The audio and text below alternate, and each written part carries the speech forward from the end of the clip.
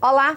Hoje o programa Ação Parlamentar recebe o deputado estadual Carlos Antônio, do PSDB, ele que é presidente da Comissão da Criança e do Adolescente aqui da Casa. Deputado, muito obrigada pela sua participação aqui hoje. Eu é que agradeço, Patrícia, a oportunidade de poder aqui estar, até para fazer uma prestação de contas do nosso trabalho enquanto deputado e enquanto presidente da Comissão da Criança e Adolescente.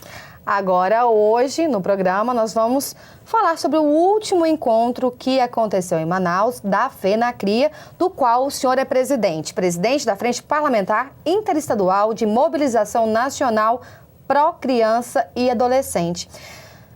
Deputado, o que de fato aconteceu nessa reunião, já que o senhor foi o coordenador dela?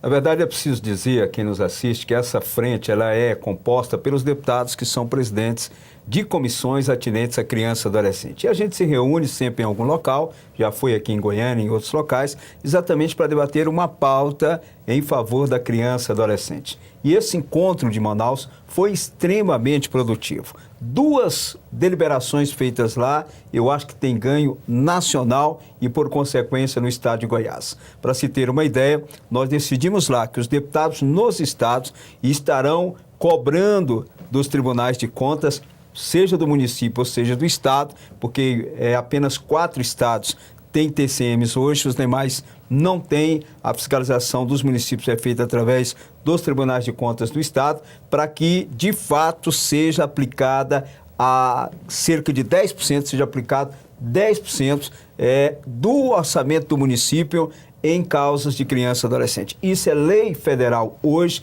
a Lei 12.696 prevê esse investimento na criança e adolescente, só que hoje ele não ocorre. E aí ele tem reflexo no quê? Na falta de estrutura do Conselho Tutelar, na falta da atuação da garantia de direitos. Então, os deputados ficaram incumbidos, aqueles que lá estavam, e nós vamos passar aos demais, para que, de fato, isso ocorra em cada estado. Em Goiás, eu já usei a tribuna da Assembleia exatamente para que a gente possa dizer ao Tribunal de Contas que nós queremos essa fiscalização. Assim como ocorre hoje na educação e na saúde, nós queremos que ocorra também nos investimentos na criança e no adolescente. Outros assuntos, outras pautas também foram deliberadas, como, por exemplo, em relação ao programa Minha Casa Minha Vida. Eu disse que 2 deliberações foram importantes. A primeira foi essa que eu acabei de citar e a segunda. Hoje nós temos um programa louvável por parte do governo federal, que é o Minha Casa Minha Vida, que beneficia muitas famílias que, de fato, precisam de um teto. O que é que nós queremos, nós deputados, que defendemos a causa da criança e do adolescente? Que também, e nós estaremos, inclusive, com uma agenda com o ministro das Cidades, Bruno Araújo, que, por coincidência, é do mesmo partido que eu estou, para quê? Para que também, nos critérios de avaliação, para contemplar as famílias, esteja um relatório do Conselho Tutelar do município dizendo as famílias que têm crianças em situação de risco. Então, nós queremos que também na avaliação de critérios para que o benefício chegue àquele contemplado, também esteja um relatório do Conselho Tutelar.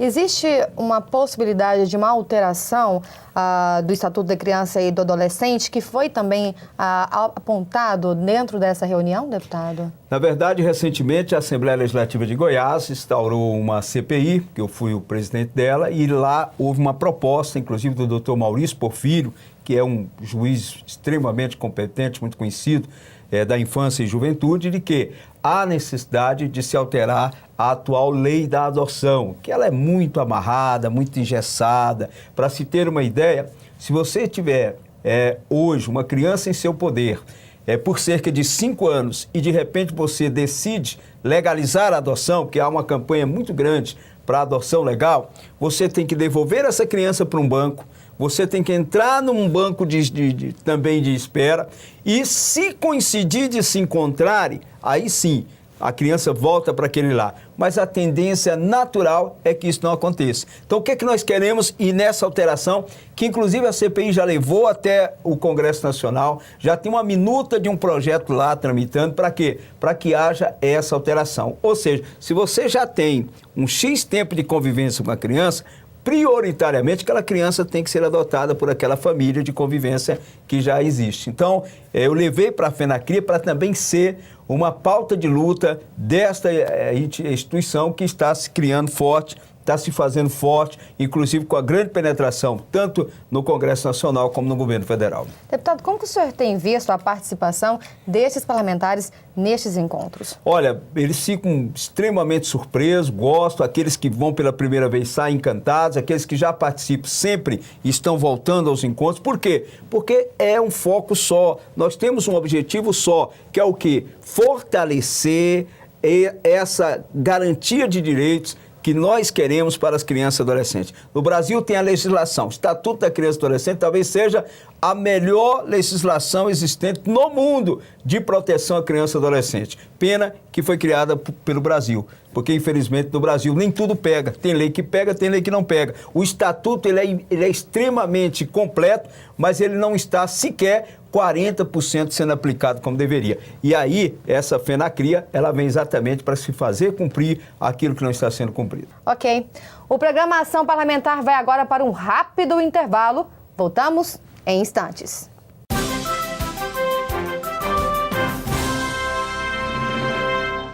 A legislação brasileira protege os bens de uma pessoa que não podem ser penhorados e leiloados para pagar dívidas. Ela tem o direito de viver dignamente, mesmo endividada. Os bens indispensáveis para o funcionamento de uma microempresa e empresas de pequeno porte também não podem ser penhorados para saldar a dívida do proprietário.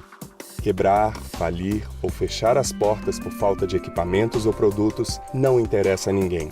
Com os bens protegidos, as atividades não ficam prejudicadas e a empresa continua em funcionamento para saldar os débitos.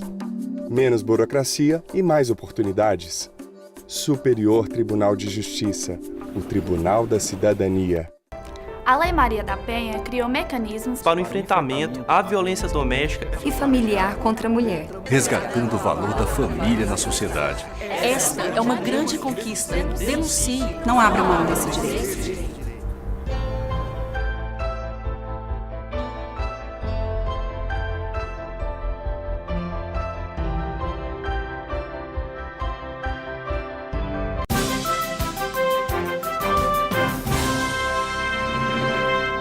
O programa Ação Parlamentar está de volta. Deputado, no próximo dia 12 de dezembro, haverá uma outra reunião em Brasília. Existe uma pauta já delimitada e também haverá a eleição da nova mesa? Olha, nós temos como agenda positiva para o dia 12, nós queremos estar visitando 2 ministros, o ministro da Cidade, o Bruno Araújo, e estamos tentando uma agenda também com o ministro da Justiça, Alexandre Moraes. Para quê? Para a gente discutir essas questões. Hoje o governo federal, nesse novo modelo de gestão do próprio PMDB, o orçamento para aplicação na criança e adolescente está no Ministério da Justiça. Por isso nós queremos fazer uma visita, vamos fazer uma visita também à Câmara Federal e ao Senado nesse mesmo dia, e no final do dia nós estaremos nos reunindo para indicar o novo presidente e os novos coordenadores regionais da FENACRIA. Eu manifestei no encontro de Manaus o interesse de deixar a presidência. Que o senhor já se encontra desde 2012. Desde 2012, movimentando a FENACRIA. Hoje ela existe institucionalmente, está legalizada, está reconhecida, com assento na UNALI, com conhecimento do próprio Congresso Nacional, mas eu entendia naquele momento que havia necessidade de uma renovação. Mas os próprios deputados entendem, e isso deve acontecer, que no encontro de Brasília meu nome será indicado para ser homologado em março, para mais 2 anos à frente desta instituição que tem como principal foco defender a causa da criança e adolescente. Presidente, ao longo destes anos, qual que foi o maior desafio que o senhor encarou em relação à frente de toda essa mobilização? Olha, quando a gente começou, a gente não tinha uma lei federal que regulamentasse o conceito tutelar em nível de Brasil. Existia o Estatuto da Criança e Adolescente, mas não tinha uma lei federal que regulamentasse a função, porque ser conselheiro não é profissão. Então, tramitava no Congresso uma lei que levaria 8 anos para ser aprovada. Nós fizemos essa união de deputados nos estados, dos conselhos tutelares, e nós chegamos à conclusão de que essa lei precisava ser aprovada. E ela levaria 8 anos, e 1 ano e meio nós a aprovamos. Os kits conselhos que hoje são distribuídos, ou até bem pouco tempo eram distribuídos pelo governo federal, e nós queremos que sejam retomados, é uma das pautas com o ministro Alexandre Moraes, foi uma ideia da FENACRIA, que foi levada à então Secretaria Nacional dos Direitos Humanos, para que a Secretaria acatasse as emendas dos deputados federais para que eles pudessem levar esses kits para os seus estados. Também foi uma proposta da FENACRIA, entre outras coisas que nós conseguimos unir. Eu acho que o mais importante da FENACRIA é essa união dos deputados em torno de uma causa e principalmente a troca de experiência. Eu acho que a troca de experiência, eu voltei de lá muito animado com o que eu ouvi, o que está sendo feito em outros estados, que inclusive nós trouxemos como proposta até para a TV Assembleia, né? Eu disse isso ontem na sessão, disse ao presidente, nosso presidente, doutor Hélio, que a TV Assembleia pode abrir, e agora nesse novo modelo, né, que está de TV aberta, abrir a sua programação para que a juventude possa se manifestar. Essa juventude que está aí nas ruas, que está sempre se manifestando, ela pode trazer a sua opinião para a TV Assembleia. Vamos criar um programa, um programete, pílulas. De interação. De interação, para quê? Para que a gente evite que o jovem entenda que a Assembleia não lhe dá voz. Né, que daqui uns dias eles vão estar invadindo a Assembleia. Por quê? Porque a Assembleia não os acolheu. Então, à medida em que abre as portas, e através desse veículo de comunicação, primeiro, a relação vai ser boa, juventude e Assembleia. E eu acho isso extremamente importante. Agora, deputada, até quero voltar em relação a esse encontro de Manaus. Também foi realizada uma visita em loco, né? Eu aproveitei o momento para que a gente conhecesse as comunidades ribeirinhas, né? Como elas funcionam e como que os direitos da criança e do adolescente são assegurados nessas comunidades. E nós tivemos a oportunidade de visitar escolas flutuantes, né? Nós tivemos a oportunidade de adentrar em uma delas, conversar com as crianças, as dificuldades. Para você ter ideia, crianças de determinadas comunidades, elas vão na escola apenas 6 meses no ano. Né? Aí em 6 meses eles têm que fazer um ano letivo.